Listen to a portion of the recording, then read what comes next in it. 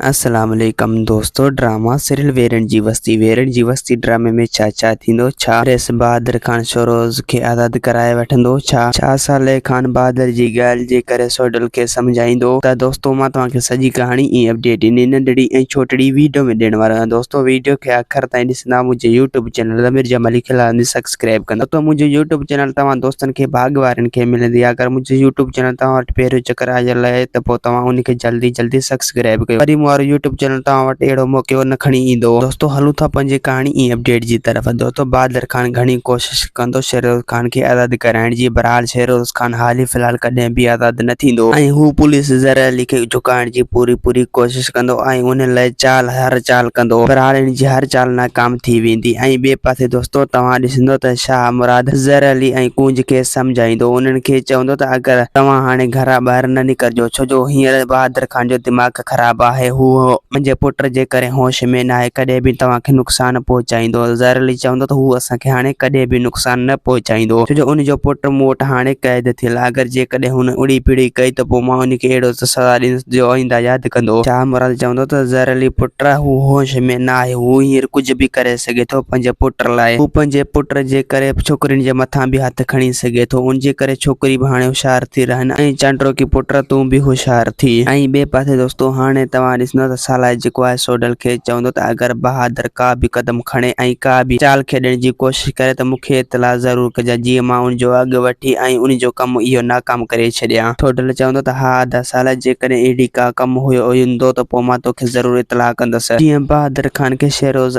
खान खे आज़ाद कराइण में नाकामी थिए ऐं हू इन कम में नाकाम थी वञे। साला चवंदो सोडा बहादुर खान होश में न आहे, तूं उन खां हाणे ख्याल कंदो कर, हू कॾहिं बि तोखे नुक़सान पहुचाईंदो। दोस्तों उम्मीद त कहाणी आई हूंदी, तव्हांखे पसंदि असांखे ॾींदा हाणे इजाज़त। वरी तव्हां सां मिलंदासीं के नई वीडियो में। ख़ुदा हाफ़िज़।